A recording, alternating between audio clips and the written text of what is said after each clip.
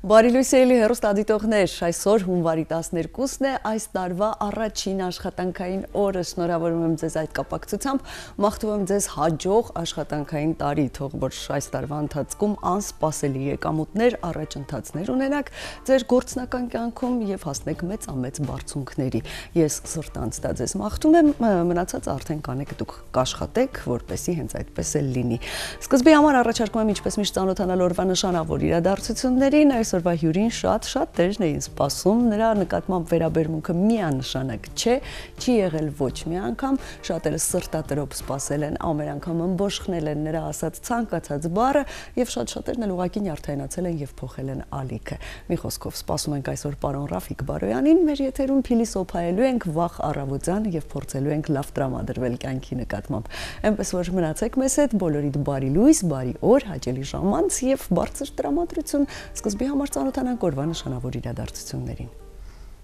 12-ն է այսօր հունվարի։ Սլավոնացիները տոնում են առևանգման օրը։ Ռուսաստանի Դաշնությունում դատախազության աշխատակիցների օրն է, իսկ Ճապոնիայում չափահասության օրն է։ 1933 թվականին Երևանում գործարկվեց առաջին տրամվայը, 1964 թվականին տեղի ունեցավ Զանզիբարյան հեղափոխությունը եւ Զանզիբարը անկախացավ, իսկ 1964 թվականին միանալով Տանգանյիկայի հետ ստեղծվեց Տանզանիան։ 1998 թվականի այսօրը ինքնասպանություն գործեց իսպանացի նավաստի Ռամոն Սամպեդրոն, ով մոտ 30 տարի պայքարել էր էվտանազիայի իրավունքի համար։ Այդ դեպքերի հիման վրա նկարահանվել է «Ծովը ներսում» ֆիլմը։ 1998 թվականին Փարիզում ստորագրվեց մարդու կլոնավորումը արգելող փաստաթուղթը։ 2004 թվականի այսօր աշխարհի ամենամեծ Queen Mary 2 օվկիանոսային նավը կատարեց առաջին ճանապարհորդությունը։ 2010 թվականին Հայիթիում ավերիչ երկրաշարժ տեղի ունեցավ, որի հետևանքով զոհվեց մոտ 316,000 մարդ, մոտ 311,000-ը վիրավորվեցին։ 1628 թվականի այսօրն է ծնվել Շարլ Պերոն, ֆրանսիացի գրող, նշանավոր հեքիաթասաց։ 1867 թվականին է ծնվել Նիկոլ Դումանը, հայ ազգային ազատագրական շարժման գործիչ։ 1876 թվականին ծնվել է Ջեք Լոնդոնը, ամերիկացի նշանավոր գրող, լրագրող եւ հասարակական գործիչ։ 1891 թվականին է ծնվել Գրիգոր Ամիրբեկյանը, հայ դերասան, ՀԽՍՀ ժողովրդական արտիստ։ 1908 թվականին ծնվել է Ժան Դելանուան, ֆրանսիացի կինոռեժիսոր։ 1910 թվականի այսօրն է ծնվել Լուիզա Ռայները, թատրոնի եւ կինոյի գերմանացի դերասանուհի, Օսկարի կրկնակի դափնեկիր, ամենատարեց օսկարակիր անձնավորությունը, ով մահացել է 2014 թվականին 104 տարեկան հասակում։ 1936 թվականին ծնվել է Ռայմոնդ Պաուսը, խորհրդային լատվիացի կոմպոզիտոր, դաշնակահար, դիրիժոր, քաղաքական գործիչ։ 1942 թվականի այսօրն է ծնվել Ռուբեն Մաթևոսյանը, հայ երգիչ, Հայաստանի Հանրապետության ժողովրդական արտիստ, պրոֆեսոր, արժանացել է Հայաստանի Հանրապետության Մովսես Խորենացու մեդալի։ 1956 թվականին ծնվել է Սարգիս Համալբաշյանը, հայ նկարիչ, Հայաստանի Հանրապետության վաստակավոր նկարիչ։ 1986 թվականի այսօրն է ծնվել անգլիացի դերասանուհի Ջեմմա Արտերտոն։ Այսպես բարի լույս սիրելի հեռուստադիտողներ, նա ինչպես միշտ հեռախոսով խոսում է ու եթե ալնելույա թողալնի ինձ ոնց որ քո սրտով կլնի։ Եթե եթերի ընթացքում էլ հեռախոսը զանգեր, նա միևնույնն է խոսելու էր, դրա համար ավելի լավ է այս սկզբում խոսի եւ դրանից հետո արդեն հեռախոսը անջատի դնի մի կողմ ու սկսի շփվել մեզ հետ։ Բարի լույս։ Այսպեսի բան միայն մեր եթերում կարող է լինել։ Ահա, Ռաֆիկ Բարոյանը սեր է խոստովանում այս պահին, կյանքս ուզես քոնն է, երբ ուզես։ Այ այսպես է պետք սիրել մարդկանց։ Կարծում եմ, որ հենց այս մասին էլ մենք կսկսենք խոսել։ Մեր հյուրն է պարոն Ռաֆիկ Բարոյանը, բարև ձեզ, լավ եք։ Իհարկե լավ եմ։ Ոյ աստված իմ, ես արդեն ինձ ինչ որ վատ զգացի։ За что? Ну не знаю։ Պետք է չի ովքեր որ ինձ նայում են։ Ինձ զանգում են Հոլանդիայից, ինձ զանգում են Նորվեգիայից, գժված եմ, ցնդված եմ։ Ինչ կլինի։ Հայություն, ովքեր որ ինձ նայում են, սիրելով ապրեք ձեր կյանքը։ Այն ինչ որ անում եք, սիրելով արեք։ Եթե դուք կնոջ հետ ինչ որ տեղ եք գնացել, սիրեք այդ կնոջը, որի հետ տեղ եք գնացել։ Եթե դուք երեխային գրկել եք, սիրեք այդ երեխային, որին գրկել եք։ Մի գրկեք զուտ գրկելու համար, գրկեք սիրելով։ Այդ երեխայի կյանքը շատ երկարինա, շատ երջանիկ կլինի։ Ես երջանիկ եմ, որ ես սիրել եմ։ Եվ ես սարսափելի երջանիկ եմ, որ նա, ում որ ես սիրել եմ, հիմա երջանիկ իր հասկացած ձևով պետք է կարողանա երջանիկ լինի։ Եվ ես ամեն բան կանեմ, որ նա լինի երջանիկ։ Ինչը որ ինձանից կախված է եւ ինչը ես ի վիճակի եմ անելու։ Ես այսքան օրը ճիշտ ասած շատ հաճախ էի մտածում, ինչի համար էլ որոշեցինք մտածում ձեր մասին, ինչի համար էլ որոշեցինք եւս մեկ անգամ հանդիպել։ Շատ կարևոր բան եմ ես սովորել կյանքում, մի բան, որը ինձ պակասում էր, որը սովորել եմ ձեզանից։ Հիշում եմ տարիներ առաջ, մեր առաջին հանդիպումներն էր, եւ դուք այստեղ սովորեցնում էիք մեզ սիրել, հա, այն ինչ որ մենք անվանում ենք սեր, այն ինչ որ մենք այն զգացմունքը, որ մենք ունենում ենք, դուք բացատրեցիք, ապացուցեցիք, որ դա սեր չի։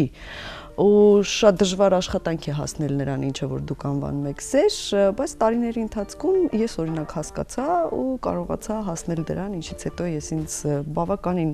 իմ ամբողջ կյանքը փոխվեց։ Հիմա շատ կարևոր է այդ ամեն ինչի մասին խոսել, գուցե էլի ինչ որ մեկը կարողանա գտնել այդ երջանկությունը։ Սիրել դա չի նշանակում փոխել մարդուն, սիրել դա չի նշանակում տրամա հարմարեցնել քո ցանկություններին, քեզ սիրել դա նշանակում է սիրել առանց որևիցե նախապայմանի ու բաց թողնել։ Բաց թողնել նույնիսկ երբ որ ապրում ես մարդու հետ։ Լրիվ բաց թողնել, որպեսզի այդ մարդը կայանա, ինքը անցնի իր ճանապարհը, ինքը որոշի ինքը ինչ է ուզում, ինչ չի ուզում։ Այսպես մի քիչ ցակուցրիվ եմ երևի խոսում։ Ցակուցրիվ չէ, լավ ես խոսում։ Մոտավորապես բերում եմ այն խոսակցությանը, որ ունեցել ենք տարիներ առաջ, բայց շատ դժվար է հասնել դրան։ Այսօր այդպիսի տրամադրվածություն ունեք, դրա համար եկեք խոսենք սիրուց, որովհետև ի վերջո այս կյանքի միակ նպատակը ու իմաստը դա է։ Շատ դժվար է հասնել դրան, շատ դժվար է սիրել մարդու, երբ որ դու գիտես, որ նա քեզ նույն զգացմունքով չի պատասխանում ու չփորձել որևիցե կերպ ինչ որ բան փոխել։ Այսինքն ուղղակի սիրել, ուղղակի ապրել ու անել ամեն ինչ նրա համար։ Ես համաձայն եմ քո ասացի հետ, որ դա դժվար է։ Բայց եթե հեշտ լինել, բոլորն էլ կանեին։ Դա էլ է ճիշտ։ Մենք սրանից։ Երկրորդը, ինչքան շատ բան պիտի փոխես քո մեջ, որ կարողանաս այն ամենը, ինչ որ դու ունես, տաս այն մարդուն, որին համարում ես քեզանից ավելի թանկագին, քեզանից ավելի արժանի, քեզանից ավելի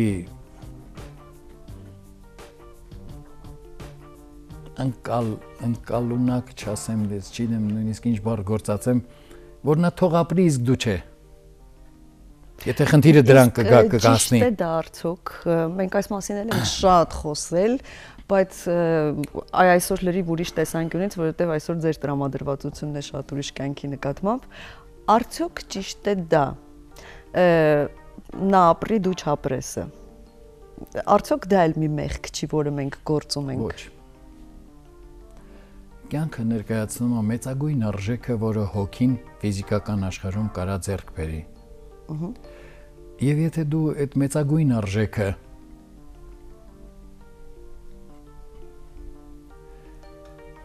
ապրում ես այնպես ոնց որ ապրում է քո արարիչը, որը բոլորին ամեն ինչ տալիս է եւ ոչ մի ակնկալիք ու սպասելիք չունի, ապա դա միակ ձևն է, երբ որ դու դառնում ես ռեալ արարիչ եւ սկսում ես գիտակցել, ինչպիսի կյանքով է ապրում քո արարիչը, որին դու անվանում ես Աստված, եւ որին որոնում ես ծննդյան օրից մինչեւ մահվանդ օրն էլ ներառյալ են վերջին շունչդ էլ հետը։ Ով ուզում ասի, որ ինքը Աստված չի որոնում, սուտ կասի։ Նա ես չգիտեմ ինչի սուտ կասի, բայց կասի։ Մենք սովորաբար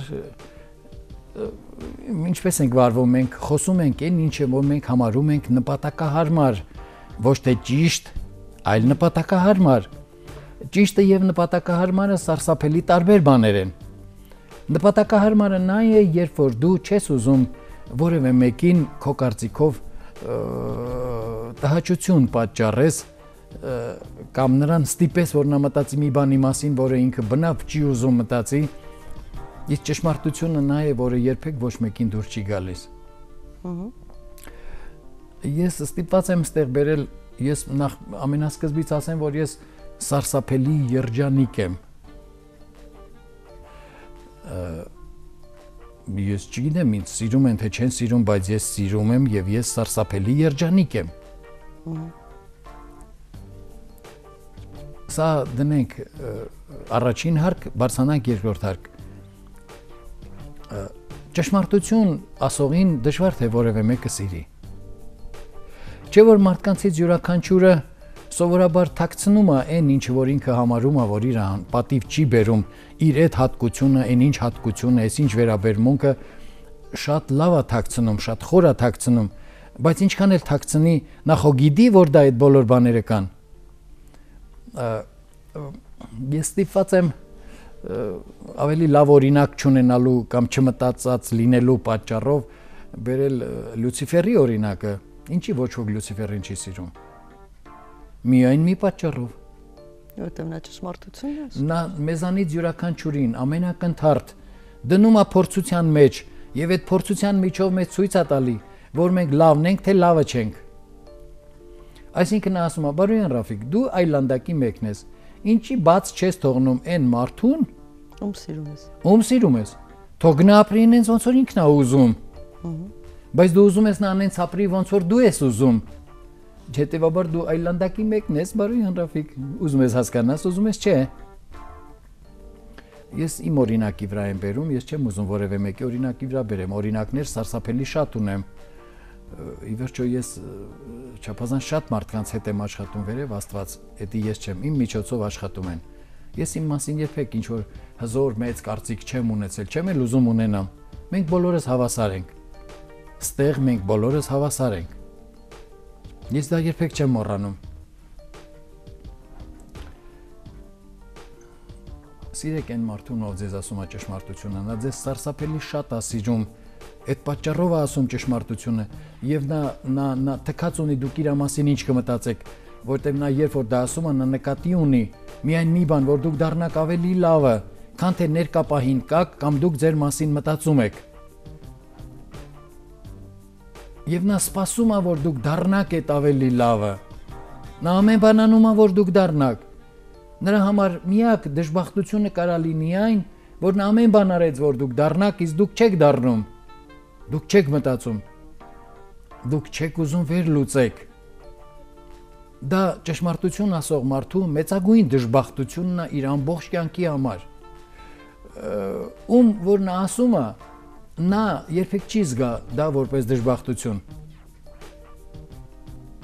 Բայց ախր ասողը գիտի եւ դա ընկալում է այդպես։ Նա շատ է ցանկանում, որ ամեն ինչ լինի շատ ավելի լավ, քան թե արկապահին գոյություն ունի։ Սարսափելի դժվար է այդ մարդու համար։ Նա էլ կուզեր կեղծեր, որպեսի լավ լիներ, թվացյալ լավ, նա չի ուզում թվացյալ, նա ուզում է իրական լավ։ Իրական լավի համար Ռուսո ջան, պետք է զոհ տաս ինչ-որ բան քեզնից։ Ուզում ես լինի, ուրեմն մեռի, որպեսի քո մեռած հողի վրա ծնվի նոր ծիլ։ Կամ կմեռնես, եթե արդեն սկսել ես, եւ այդ նոր ծիլը կաճի, բնավ գաղափար չունենալով, ես ինչի վրա է ինքը աճում։ Պետք էլ չի։ Կամ էլ դու չես մեռնի։ Եվ ամեն ինչ կլինի նախկինը, ուղղակի դու քեզ կհամոզես, որ նախկինը չի։ Դա սարսափելի տխուր տեսարան է ընդհանուր առմամբ։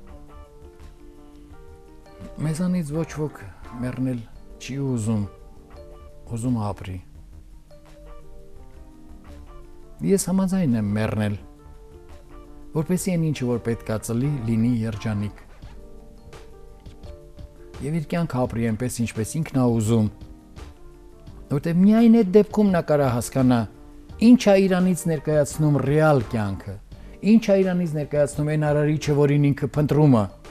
ինչ է իրանից ներկայացնում այն ինչը գիտի որպես ընտանիք, որպես հարաբերություններ, որպես հասարակություն, որպես գիտելիք, որպես իմացություն,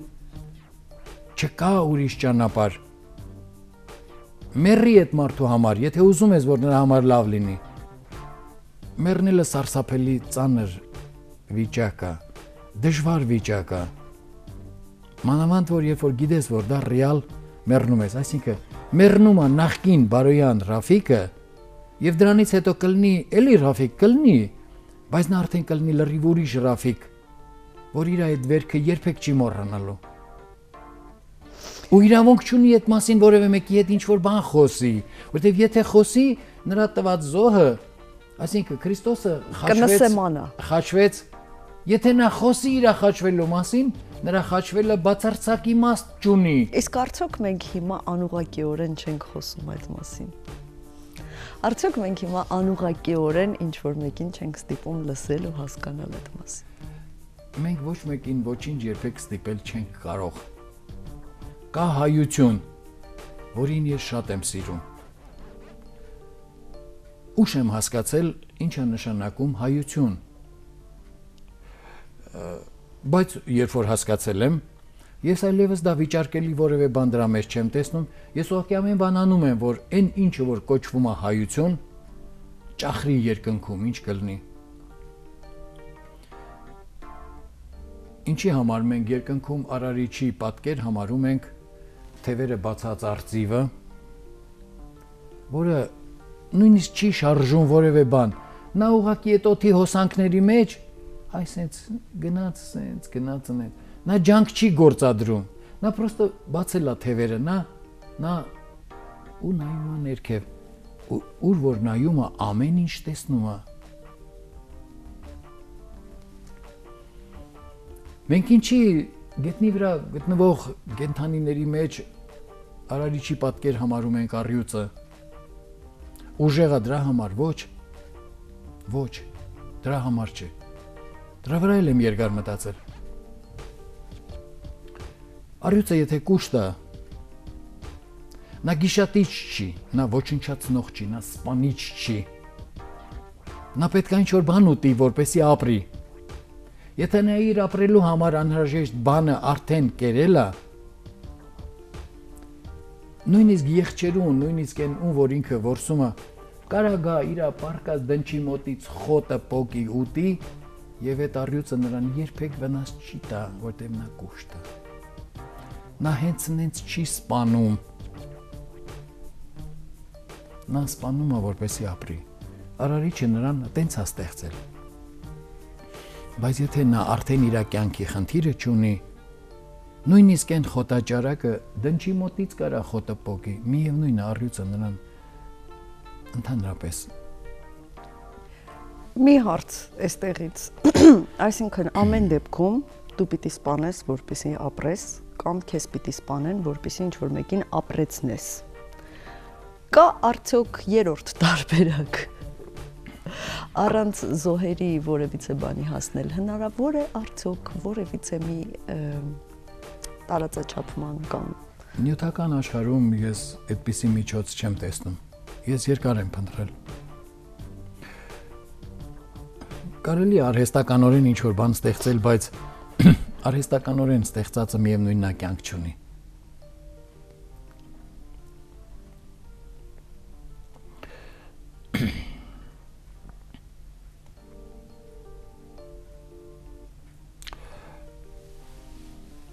Այն ինչ որ հիմա կասեմ,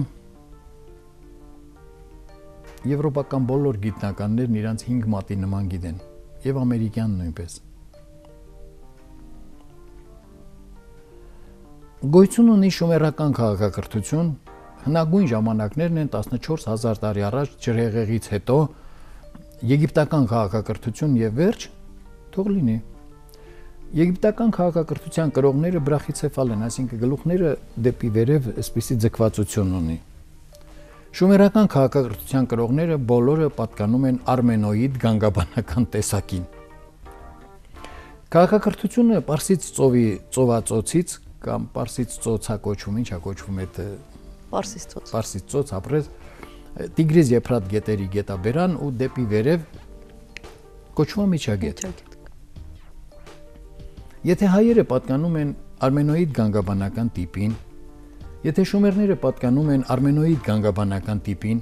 այսինքն հայերը գտնվում են հայկական լեռնաշխարհի կենտրոնում կամ Բիայնա կամ ինչ-որ անուններ կան, Վան, այդ կարգի բաներ, եւ Տիգրիզ Եփրետի գետաբերանը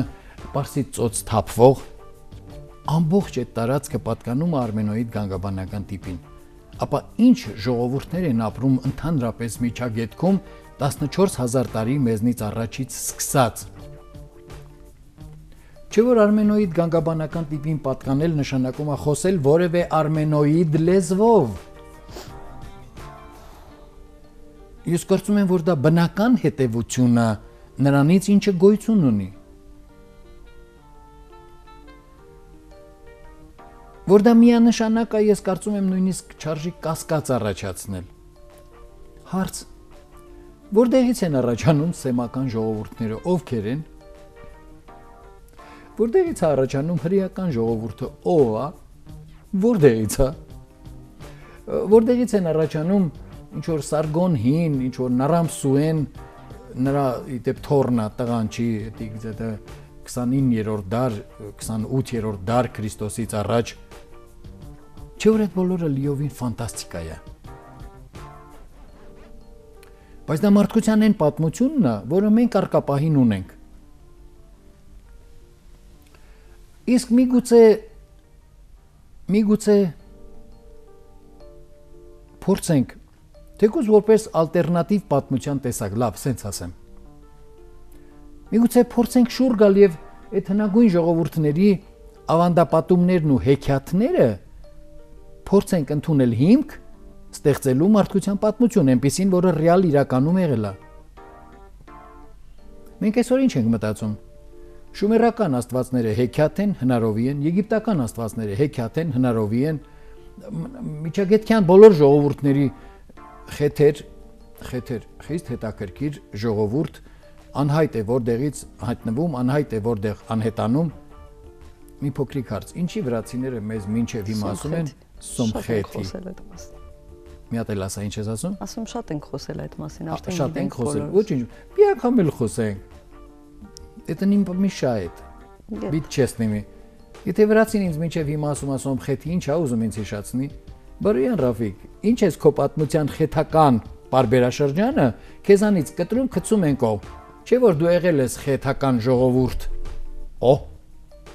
Միայն դրա համար վրացին գոյություն ունի, որ ինձ այդ հիշացնի։ Այսինքն մենք հենց դա հիշենք, վրացիները այլևս գոյություն չեն ունենում։ Չէ, դե մի թող գոյություն ունենան, ինչքան ուզում են, ուղղակի ես չեմ ուզում պատմական էքսկուրսների մեջ մտնել, այդ դրա մեջ ազնի բան չեմ տեսնում ոչ մեզ համար, ոչ վրացիների։ Այո, մենք այդ մասին կշարունակենք զրուցել, հիմա ժամանակն է մի փոքր ընդմիջում վերցնելու, ես հենց 3 ուսումնասիրում էի շումերական թագավորների ցանկը, անունները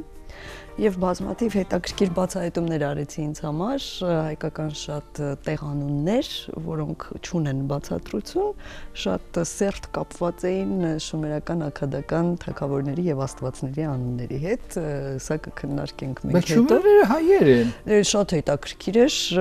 շատ խոսքեր, ես հիշեցի, որ այնպեսի հետաքրքիր, որ հիմա լսում ես ու քեզ ծիծաղ է առաջացնում քեզ մոտ, հա, այդ անունները, չգիտեմ, ինչ ամուկի, նունուկի, անուկի եւ այլն այսպես։ Ու հետո ասես, տեսնամ ես ինչ գիտեմ։ Այդ ամենը երբ որ այսպես փորձում ես ադապտացնել քո տատիկից եւ պապիկից լսած բառերի եւ տեղանունների վրա, շատ հետաքրքիր պատկեր է ստացվում։ Սա քիչ հետո այս մասին հաջորդ դասին մենք կվերադառնանք, ընդամենը 1-2 րոպե անց մնացեք մեզ հետ։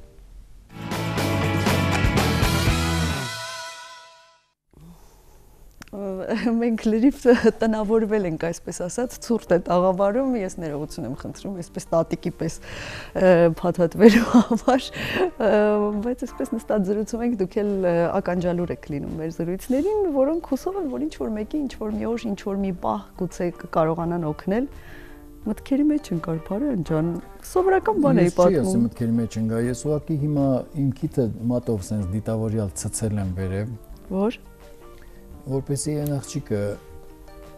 որի համար ես իմ 67 տարեկանում ցնդվում եմ, միշտ քիթը ցից ման գա եւ իրան ուժեղ ու զորեղ զգա։ Ամեն դեպքում ես ամեն բան արել եմ, որ նա կարողանա դա անել։ ես շատ կուզեմ, որ նա կարողանա դա անել իշահ բոլորի եւ ոչ թե միայն հոգուտ իրեն, որտեվ կարող է անել եւ այնպես, կարող է անել եւ այսպես։ Եվ ես շատ եմ ուզում, որ երջանիկ լինեն այն բոլոր մարդիկ, ովքեր որ ինձ հետ երբևէ առնչվել են։ Ինչ կապակցությամբ ուզում լինի, ամեն դեպքում ես իմ ձեռքից եկած ամեն բան արել եմ, որ նրանք դա լինեն,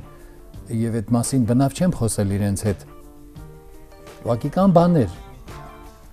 Դուք երբ որ սերմ եք տնկում հողի մեջ, դուք այդ սերմի հետ միշտ խոսում եք, թե նա ինչպեսին լինի, անկախ նրանից, դուք այդ մասին մտածում եք, թե չէ, բայց չէ որ դուք գիտեք, որ դուք նոր կյանքի սկիզբ եք տալիս։ Ցանկացած սերմնացան այդ գիդի։ Մանավանդ այն ժամանակ, երբ որ այդ սերմնացանները սերմը վերցնում էին ինչ որտեղ այդ տոպրակի մեջից եւ ձեռքով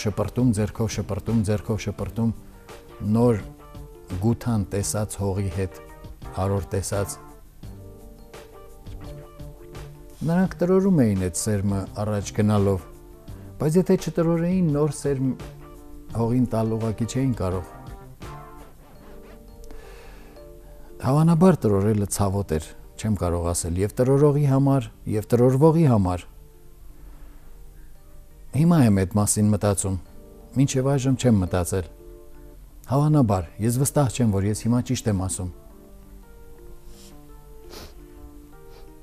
Բայց ինչպես աճեցնես ինչ-որ բան, մինչեւ ցավը պատճառես։ Միգուցե այդ ով որը հասակ առնելուց, տարիք առնելուց հետո կհասկանա այդ ցավի նպատակը, որ առանց դրա ինքը ուղղակի գոյություն ունենալ, աճել ու զարգանալ չէր կարող։ Չգիտես ինչի, մենք բոլորս իհարկե խոսքը մտածող մարդկանց մասին է, մանավանդ հայերի, ամեն բան անում են, որ դիմացինին ցավ չպատճառեն։ Բայց դե մենք ապրում ենք երկբևեռ աշխարհում։ Երկբևեռ աշխարհում, եթե դու հյուսիսային բևեռ չես, ապա մեխանիկորեն դառնում ես հարավային բևեռ։ Լավ էսպես ասեմ, հյուսիսային բևեռը պլյուս էներգետիկ հոսքի կրող կենտրոնն է եւ հարավային բևեռը մինուս էներգետիկ հոսքի կրող կենտրոնն է։ Եթե դու ինչ-որ պատճառներով հրաժարվում ես լինել պլյուս էներգետիկ հոսքի կրող, ապա մեխանիկորեն դառնում ես մինուս։ Այսինքն քո ցանկացած գործողություն ցավ է պատճառելու բոլոր նրանց, ում համար որ դա անում ես, երբ որ դու այդ մասին նույնիսկ չես էլ մտածում, կամ երբ որ դու ուզում ես, որ լինի լավ, չի կարող լինել լավ, քո տեսակետից կլինի լավ, ընկալողի տեսակետից ում համար անում ես կլինի բացարձակ ցավաբեր, որը դու ոչ մի կերպ չես կարողանա հասկանալ։ Բարդությունները շատ են։ Անկեղծ ասած, քանի որ մենք ամբողջ կյանքում միևնույնն է սովորում ենք անընդհատ ինչ-որ բան, եւ կյանքի նպատակը մեզ ընդհանուր առմամբ ինչ-որ բան սովորեցնելն է մեր ցանկության համաձայն։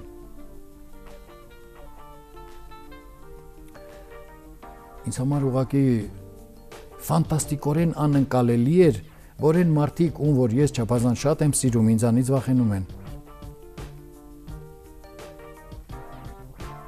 Մտածող մարդուց բոլորն են վախենում, իմիջիալուց։ Ես կարծում եմ, որ վախենում են շատ ավելի նյութական պատճառներով, շատ ավելի ինձ համար դա անընկալելի էր։ Ես բավական երկար եմ չարչարվել հասկանալու ինչպես, չէ որ դա սկզբունքորեն անհնար է, բայց պարզվում է, որ հնարավոր է, այն էլ ոնց։ И никуда не денешься։ Հարկ է հաշտվել դրա հետ, որ կարելի է ունենալ բավականաչափ դրական, բավականաչափ օբյեկտիվ, բավականաչափ շահավետ իրանց համար ցանկություններ, ունենալ գործողությունների ծրագիր, որոնք հասցնում են այդ ցանկությունների կատարմանը եւ միևնույնն է այն մարդուն, ում որ դու սիրում ես, վախ պատճառել դաժանորեն։ Ես դա սարսափելի դժվարացել եմ հասկանալ շատ երկար ժամանակ, հիմա ինչ որ կերպ փորձում եմ հասկանալ, ինչպես ասեմ, դե եթե ամբողջ կյանքում երբեք նման իրադրության հետ չես առնչվել, բայց հիմա արդեն առնչվում ես, ըստ որում այն ինչը որ տրամաբանորեն դրանից բխում է, քեզ համար կատարյալ աբսուրդ է, Լավ, ինչպես կարող է Լուսինեն վախենալ ինձանից, եթե Լուսինեն գիտի, որ ես իրան սիրում եմ կյանքիցս ավելի։ Բայց Լուսինեն ոչ միայն վախենում է, այլև ինձ ցույց է տալիս այդ վախը։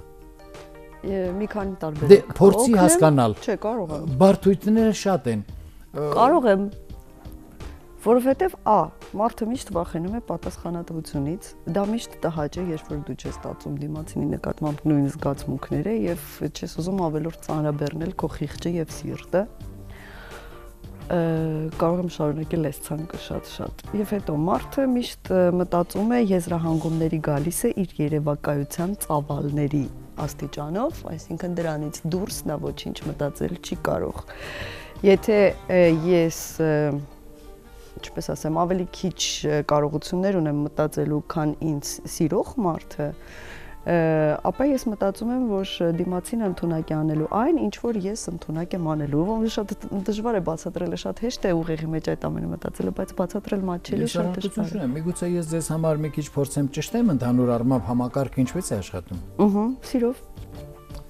Ես կարծում եմ, որ հիմնականում այն ինչը մենք անվանում ենք սեր երկու մարդկանց միջև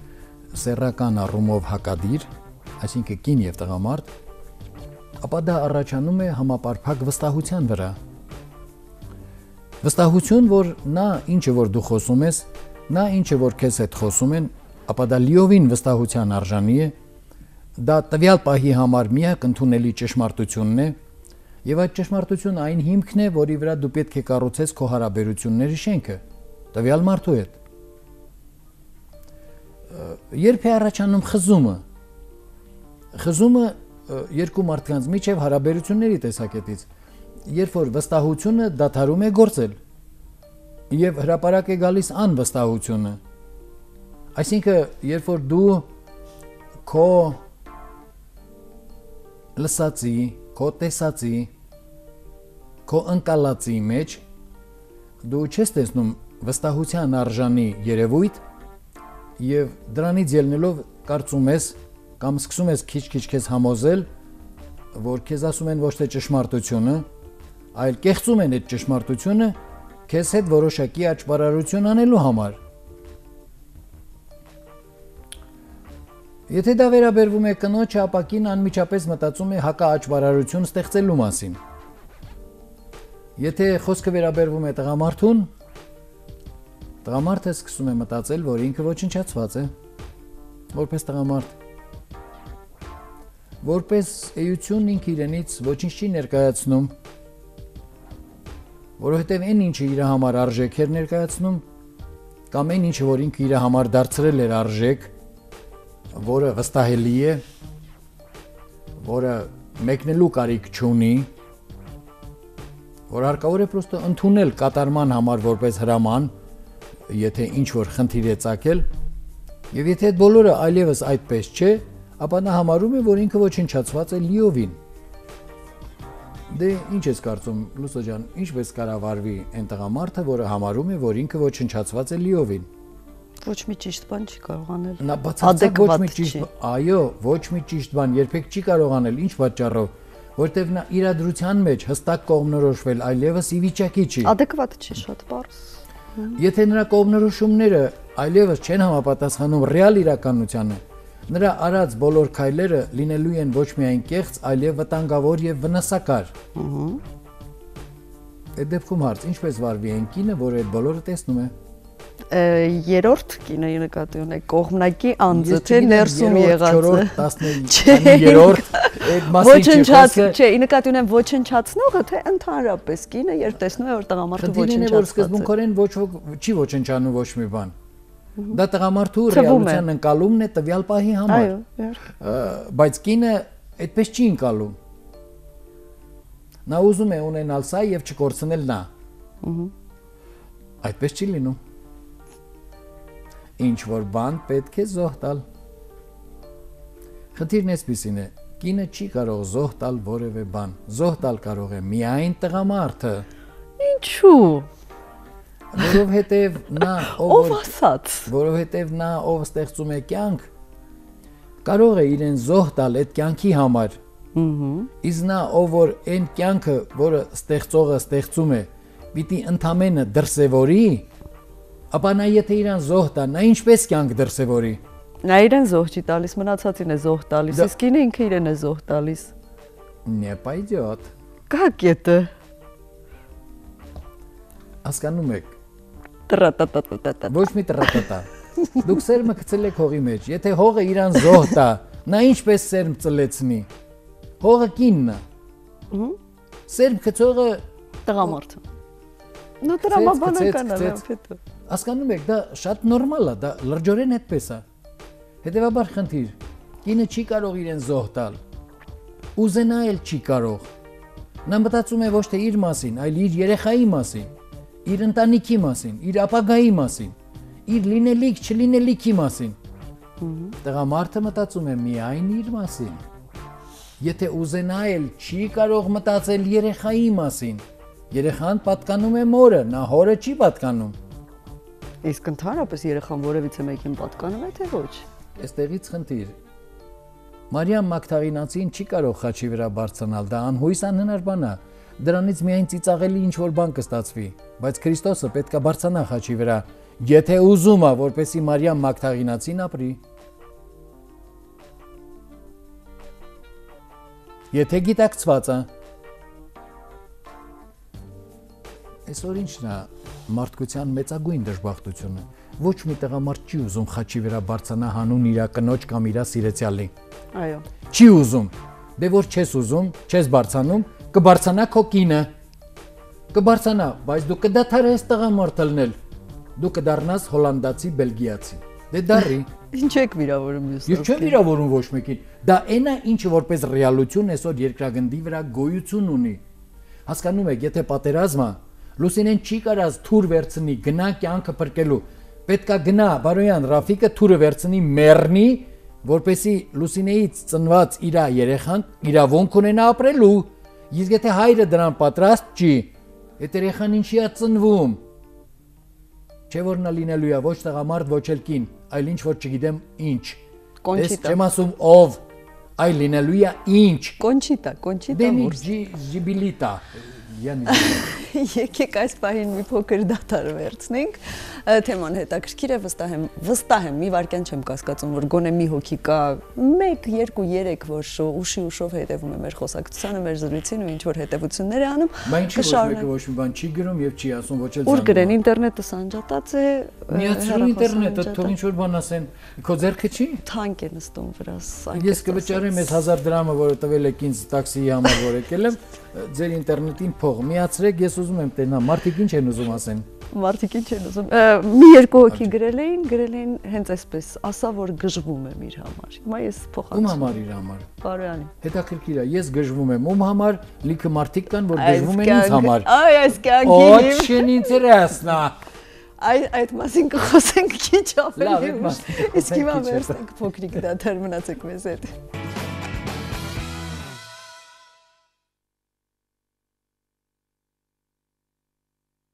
Շարունակում ենք մեր զրույցը, պարոն Ռաֆիկ Բարոյանի խնդրանքով միացրեցի ինտերնետը, գիտեմ սա հետո ինչ է բերելու իմ գլխին, բայց հիմա մի հարց կա, ընդհանուր առմամբ սիրո խոստովանություններ են եւ էմոցիոնալ այսպես կոմենտներ, բայց մեր հեռուստադիտողներից մեկը հարցնում է, շատ հետաքրքիր է, հարցը բազմիցս քննարկել ենք, բազմիցս այդ հարցի պատասխանը տվել ենք, բայց այնուամենայնիվ եւս մեկ անգամ անդրադառնանք այդ հարցին, որն է այս կյանքի իմաստը։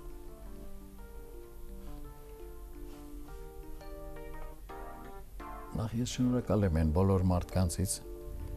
ովքեր թեկուզ իրանց համար պատահականորեն,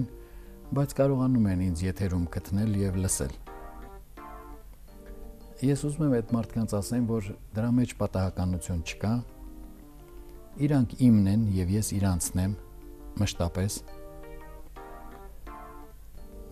Եվ դրա մեջ կա այն ինչը կարելի է համարել արարիչի պատասխանատվություն իր արարվածքների համար։ Երբ որ նա այդ մարդկանց համար այնպես է անում, որ կարողանան ինձ լսել, երբ որ բնավ չեն սպասում, որ ասենք կլինի այդ օրը Բարոյան Ռաֆիկը թե չի լինի։ Ես իմ մասին մեծ կարծիք չունեմ։ Ես նույնպիսի կաշի ոսկոր եմ եւ նույնպիսի ենթակա եմ երկբևեռ աշխարհի բոլոր օրինաչափություններին, համարենք դա սեր, համարենք մահ, համարենք դժբախտություն, համարենք բախտավորություն, բարեբախտություն, ինչպես որ անվանելու կլնենք։ Ես համարում եմ, որ դա նորմալ է։ Ես խնդրում եմ այն բոլոր մարդկանց, ովքեր հիմա ինտերնետով քեզ ինչ-որ բան են գրել, ես եթերից հետո կնստեմ ստեղ բավական երկար, թող զանգահարեն, եթե հարց ունեն, ես մեծ հաճույքով նրանց բոլոր հարցերին կպատասխանեմ առկա պահին, կամ եթե կուզենան ավելի երկար ինչ-որ խոսակցություն,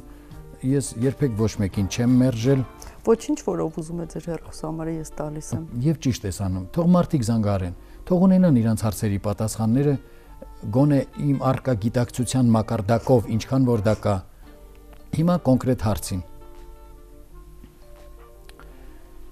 Ինչ ես կարծում, ով ենք մենք այս երկրի վրա։ Աշակերտներ։ Լուսինե ջան, եռունդա։ Մենք աստվածներ ենք։ Ահա։ Ես նորից եմ կրկնում։ Մենք բոլորս աղբանոցը քրքրող մուրացկանից սկսած մինչև հանրապետության նախագահները, երկրագնդի վրա լիքը հանրապետությունների նախագահներ կան։ Մենք բոլորս աստվածներ ենք, որոնք սովորում են աստված լինել։ Այսինքն աշակերտներ ենք։ Ես չէի ասի աշակերտ։ Աշակերտը միայն թե ինձ հակաճառի, ուրիշ տարբերակ չկա։ Դե քեզ հակաճառեմ, չհակաճառեմ, տղամարդը կնոջը ինչ հակաճառի, կամ պետք է շմփացնի գլխի մեջ տեղը եւ ասի ձենդ կտրի, ես Женщина друг человека։ Կամ էլ женщина друг человека, սա էլ հիմարությունը, նա էլ հիմարությունը։ Մենք բոլորս աստվածներ ենք, որոնք եկել են երկրագունդ, երկբևեռ աշխարհ, որտեղ պիտի սովորեն աստված դառնալ։ Ես պիտի ասեմ, որ դա բավականաչափ ցավոտ process է։ Մեր բոլոր մտածողական համակարգերի արդյունքում ունեցած եզրակացությունները բնավ չեն համապատասխանում կյանքի այն ընթացքին, որի մեջ մենք ապրում ենք։ Եվ մեզ ամենակնդարթար կա լինում մեր եզրակացությունները համապատասխանեցնել մեր կյանքի փորձին։ Համապատասխանեցնելը որոշ մարդիկ կարողանում են, որոշ մարդիկ չեն կարողանում, համառում են։ Եթե համառում են, ինչպես ասեմ, որ ասենք դա ավելի հասկանալի լինի։ Եթե դուք ոչխարի վիզը պարան գցեք եւ սկսեք ձգել, նա ձեր ձգվածության ուղղությամբ կգա։ Նա չի դիմադրի, նա ոչխար է։ Եթե դուք նույն բանն անեք այծի հետ, շատ կուզեմ գոնե մի անգամ փորձեք։ Այծը երկու ոտքերը այսենց կմեկնի եւ քայլ անգամ չի ուզենա առաջանի եւ հողը վարելով դուք նրան քաշ-քաշ կտանեք դեպի իր էծություն անելու տեղը։ Ինչ կլինի։ Մենք բոլորս այստեղ այծեր ենք։ Մենք չենք ուզում ոչխար լինել։ Եվ որովհետև այդպիսին ենք, ապա մեր կյանքից երբեք գոհ չենք լինում։ Մինչդեռ մեր կյանքը մեզ միշտ տանում է այնտեղ, որտեղ մենք պիտի գնանք։ Մենք կարող ենք գնալ կամավոր, կարող ենք գնալ, երբ որ կյանքը մեր վիզը պարան գցած, ոտքներս դեմ տված հողը վարելով տանումը։ Ավելի լավ է գնալ։ Ես չեմ ուզում ասեմ, որ չմտածված, ինչ որ դեբիլ վիճակով բան, այդպես չէ։ Բայց ինչ կլինի, մտածեք, ինչա ձեզ տալիս այն կյանքը, որի մեջ դուք ապրում եք։ Եվ ինչպես է տալիս։ Իմացության պակասը ստիպում է, որ մենք էծություն անենք։ Երբ որ իմացության բավարարությունը թույլ է տալիս, որպեսզի մենք այն մյուս կենդանու նման վարվենք։ Խնդրում եմ ուշադիր լինեն բոլոր նրանք, ովքեր այս պահին ինձ լսում են, աշխարհի որ ծայրում էլ գտնվելիս կլինեն եւ եթե հայ են։ Չէ որ մարդը Իրանից ներկայացնում է էներգո-վիբրացիոն համակարգ։ Ինչ է նշանակում ուղեղ։ Ինչ է նշանակում նեյրոններ, նյարդային բջիջներ եւ ինչ է նշանակում աքսոններ, որոնցով նյարդային բջիջի մեջ առաջացած իմպուլսը որպես էլեկտրական լիցք հաղորդվում է կենսաբանական մարմնի բոլոր նյարդային կենտրոններին որպես գործողության ծրագիր։ Չէ որ եթե էլեկտրական լիցք, ապա էլեկտրամագնիսական դաշտ։ Դա ցանկացած ֆիզիկայի դասագիրքը 6, 7-րդ, 8-րդ դասարանը իմ ժամանակ հիմա չգիտեմ այդ ֆիզիկան որ դասարաններում ոնց է ընցնում, որտեղ ամերիկյան ապուշ համակարգը ներդրված է եւ ես կողմնորոշվել չեմ կարողան։ Էլեկտրական լիցք ուրեմն էլեկտրամագնիսական դաշտ։ Եթե էլեկտրամագնիսական դաշտ, ապա էլեկտրամագնիսական ալիք։ Ոչ միտեղ չես փախչի, մեկը մեկից բխում է։ Բայց էլեկտրամագնիսական ալիքը նյութի տեսակ է։ Չկա այդպիսի նյութ, որը էլեկտրամագնիսական ալիք չի ճառագայթում։ Ծաղիկը, ինչ է, արհեստական է, սա ոչ մի քակել չի ճառագայթում։ Բայց բնական ծաղիկը միևնույնն է ճառագայթում է։ Որտեղ նա ունի քրոմոսոմներ, ունի ատոմներ, էլեկտրոններ, որոնք պատտվում են, սա դա չունի, սա մահացած է, սա նետու, սա միլիոն տարի կմնա կենթանի, չպիտի միլիոն տարի կենթանի մնա, պիտի մեռնի, ծնվի նորը, իր ունեցած նախորդ փորձը իր հետ, որպես իմացության որոշակի պաշար եւ մակարդակ, որի վրա կարա ավելացնի։ Էլեկտրամագնիսական ալիքը նյութի տեսակ է, որի հետ կարելի է աշխատել։ Կարելի է բարձրացնել հաճախականությունը, կարելի է իջացնել հաճախականությունը, կարելի է նրա մեջ դնել ինֆորմացիա, կարելի է ջնջել այդ ինֆորմացիան։ Հիմա մարդիկ, որ մեզ նայում են, ինչ ձևով են նայում։ Նրանք միացրել են էլեկտրամագնիսական ալիքի կենտրոն հեռուստաընկերության հաճախականությունը եւ նայում են Լուսինեին եւ Բարոյան Դեբիլին։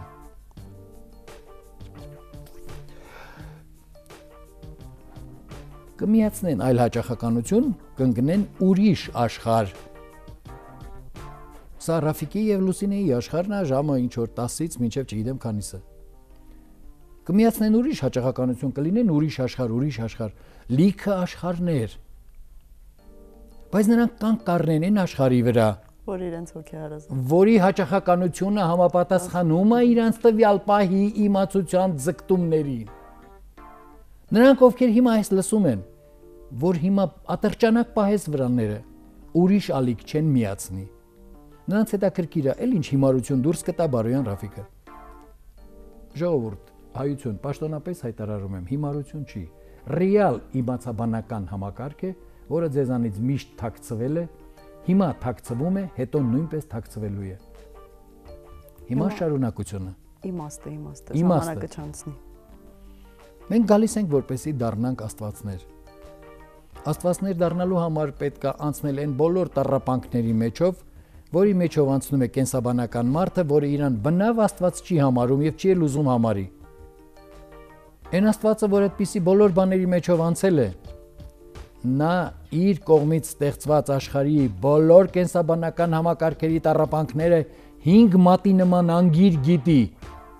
Եվ եթե տեսնի, որ տառապանքն է օժանդակում, նա կտա այդ մարդուն տառապանք, որպեսզի նա դառնա իր նման աստված։ Եթե երջանկությունը, կտա երջանկություն, բայց ինչպես ենք մենք դա ստանում։ Այս աշխարհում մեզ հետ տեղի է ունենում միայն այն, ինչը մենք ուզում ենք, որ մեզ հետ տեղի ունենա։ Ուսուցումը տեղի կատարվում է անհատապես մեզանից յուրաքանչյուրի հետ։ Ինչ հիմքի վրա է այդ ուսուցումը անհատապես կազմակերպվում։ Երբ որ ես մտածում եմ, հանկարծ տեղի չունենա ինձ հետ, հանկարծ չգնամ աստիճաններից իջնելուն եմ, ոտը սոտ տանգնեմ, մեռնեմ։ Մեկ էլ ոտը սոտ է տալիս։ Ապրես։ Բա իհարկե։ Արարչությունն ինչպես է դա հասկանում։ Բարոյան Ռաֆիկը ուզեցավ, որ երբ որ եթերից դուրս կգա, հիմա աստիճանի վրա իր ոտը սոտ տանգնի, ոտը ջարդի ընկնի օրթոպեդիկ 6 ամիս պարկի, տանք նրան այդ բանը թող սովորի, ինչա նշանակում ոտը ջարդելով, տառապանքով 6 ամիս պարկել օրթոպեդիկում։ Բարոյան Ռաֆիկի կարծիքով ինքը այնպիսի բան ասեց, որ իր հետ նման բան տեղի չունենա։ Բայց մենք շատ ենք խոսել այս մասին։ Բարոյան ջան, սա շատ լուրջ խնդիր է, հասկացել ենք, բոլորս էլ գիտենք։ Տագնապներ կան, երբ այդ տագնապները քեզ համակում են, պատում են, դու միշտ գիտես, որ դու իսկապես չես ուզում, որ դա քեզ հետ լինի, բայց այդ մտքերը կպչուն մտքերի պես գալիս են, սկսում են քեզ կրծել։ Ինչպես հասարակ մահկանացուն հաղթահարի այդ մտքերը, այս արդեն լրիվ ուրիշ հարց է։ Ինչպես ինքը չպատկերացնի օրինակ իր թաղումը, թե ինչպես են բոլորը լացում իր վրա, բայց ինքը չի ուզում մեռնել։ Իրականում ինքը ուզում է մեռնել, որ հայտնվի ուշադրության կենտրոնում, ուրիշ տարբերակ չկա։ Ուզում է առողջական խնդիրներ ունենա, որ բոլորը իր նկատմամբ ուշադիր լինեն, բայց իրականում նա չի ուզում ունենա այդ խնդիրները։ Սա շատ հարաբերական է ամեն ինչը։ Էլի հարաբերական է, էլի գալու ենք դրան, կռիվ ենք անելու։ Կռիվ չեմ անելու, սա կռիվ վերջ, չէ,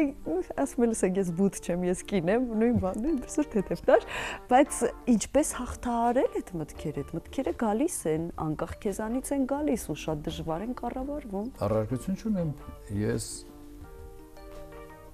գոհ եմ ու շնորհակալ եմ հայության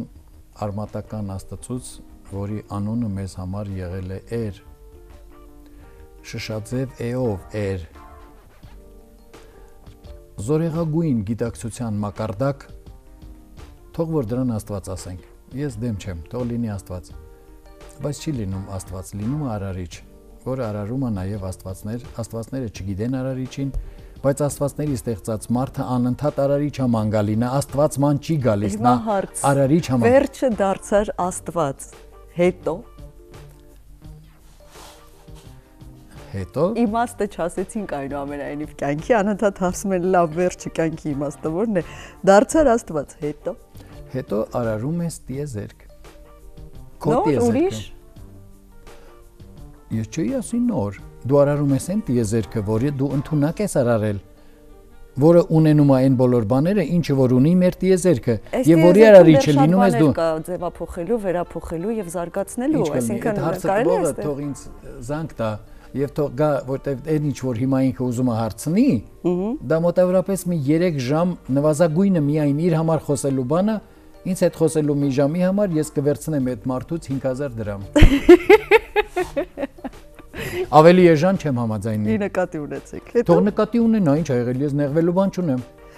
Այնքան շատացան հարցերը, փաստորեն ուշ են արթնացել ուղղակի մեր հեռուստադիտողները, ես չգիտեմ, մենք նորից պիտի հանդիպենք, սա շատ հետաքրքիր թեմա է։ Մնացած հարցերը ինչ որ եղել են, մենք շատ խոսել ենք այդ մասին, եւ կյանքի իմաստի, եւ ճակատագրի մասին, եւ տիեզերական մարմինների ազդեցության մասին մեզ վրա, բայց այսպիսի մի հարց կար, որի վրա կարելի է շատ երկար կենտրոնանալ։ Լուսինե ջան, կխնդրեմ հոգիների գոյության մասին խոսեիք, նրանց գոյության ու նպատակների հետ կապված կուզեմ լսել իրեն նախապես, շնորհակալ։ Մաքսիմն է հարցնում, հոգիներ գոյություն ունեն ընդհանրապես եւ ինչ է ընդհանրապես հոգի հասկացությունը։ Ունենք 2 րոպե ժամանակ։ Ոնց բրցնում ենք արդեն։ Ցավոք։ 2 րոպեում ես ոնց խոսամ հոգու մասին, դու մտածում ես ինչ ես խոսում։ Գիտակցության այն մակարդակը, որը մենք առկապահին ունենք մեր ներսում, մենք չգիտես ինչի անվանում ենք հոգի։ Գիտակցության այդ մակարդակը մշտապես աճի process-ում գտնվող արժեքը։ Հետևաբար նա անպայման պետք է լինի հարաբերական, ոչ թե աբսոլյուտ։ Եթե նա լինի աբսոլյուտ, ապա գիտակցության նոր բաժինները իր մեջ ներառնել չի կարող։ Աշխարհը հարաբերական չի, աշխարհը բացարձակ է։ Գիտակցությունը հարաբերական է բացարձակ աշխարհում։ Բայց գիտակցությունը բացարձակ աշխարհին իր հարաբերականությունից ելնելով տալիս է հարաբերական անունը եւ դրանով կործանում ինքն իրեն։ Հարաբերական աշխարհում ինչպես կարող են լինել օրենքներ, որոնք գործում են։ Չէ՞ որ եթե հարաբերական է, ապա գրավիտացիայի օրենքը ինչպես աշխատի։ Էլեկտրամագնիսական ձգողության օրենքը ինչպես աշխատի։ Վանողական ուժերը ինչպես աշխատեն։ Հարաբերական աշխարհում մի օր պետք է վանեն, մի օր պետք է չվանեն։ Բայց նրանք մշտապես վանում են կամ մշտապես ձգում են։ Ուրեմն նրանք չեն կարող լինել հարաբերական։ Գիտակցությունը կլինի։ Հարաբերականության մասին վիճեցինք վերջում քիչ էր մնում անցնեինք ձեռնամարտի, բայց այսպիսի խելացի պատասխան ես այդ օրը չլսեցի։ Բացարձակ աշխարհում գիտակցությունը հարաբերական է։ Այո, սա այն էր, ինչին ես ուզում էի հասնել։ Շնորհակալ։ Ես ինքս այդ ժամանակ ավելի խելացի չէի, քան թե այսօր։ Եվ դա շնորհիվ նրա ինչը որ ես ունեմ եւ ես սարսափելի երջանիկ եմ, որ ես այդ ունեմ։ Ավելի ճիշտ ունեցել եմ, հիմա կարծում եմ, որ չունեմ, բայց կարծում եմ, որ ունեմ։ Ես գիժ չեմ։ Շատ լավն էր։ Լավ, վերջը։ Ես միշտ լավն եմ։ Ես գիտեմ, վերջ։ Եվ ինչ որ ես ունեմ, միշտ միայն լավը կարող է լինել։ Եվ ձեզնից յուրաքանչյուր ինչ որ ունի, միայն լավը կարող է լինել, բայց միայն ձեզ համար։ Ինչ կլինի, մի համեմատեք։ Դրանով նսեմացնում եք ձեզ, նսեմացնում եք այն մյուսին, նսեմացնում եք յուրաքանչյուրին։ Եվ շատ եմ խնդրում, այն գանձը, որ ձեր ներսում կա, հոգի կասեք, սեր կասեք, երեխա կասեք, ինչ կասեք, Մի համեմատեք ուրիշ մեկի հետ, ձեր նմանը գոյություն չունի, չի կարա ունենա։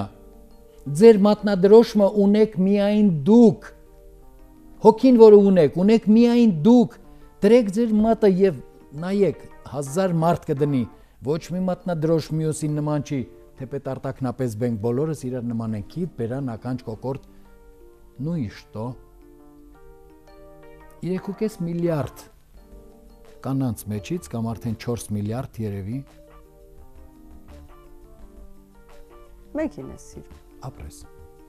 Եվ դու այն 4 միլիարդ կանանցից ոչ մեկին չես կարող բացատրել, ոչ մի կերպ, որ դու այդ մեկին ես ինչի ես գժվում այդ մեկի համար, չէ որ այն ինչ որ նա ունի, ունեն բոլոր կանայք։ Բայց դու այդ մեկին ես սիրում։ Դե գիտեք ինչ։ Էտա գնա մեռի, բացատրել չես կարող։